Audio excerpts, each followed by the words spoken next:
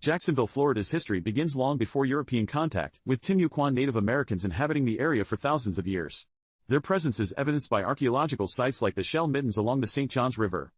In 1562, French Huguenots, led by Jean Ribault, explored the St. Johns River, calling it the River of May and claiming the territory for France.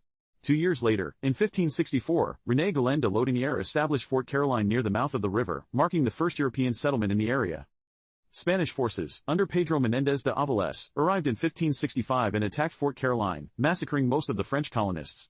They renamed the fort San Mateo and established a Spanish presence in northeast Florida.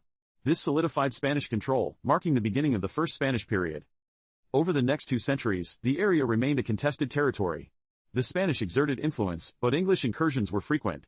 Missions were established to convert the Timucua, but disease and conflict decimated their population.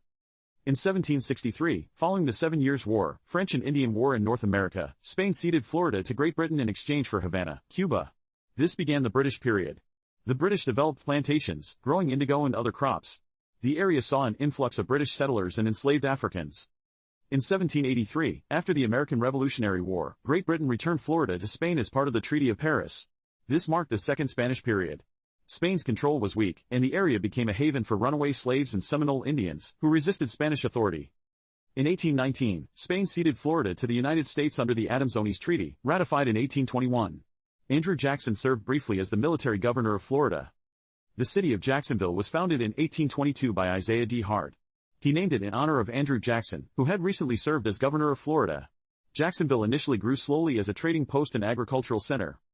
During the Second Seminole War, 1835 to 1842, Jacksonville served as a supply depot for the U.S. Army. The conflict disrupted the city's early growth.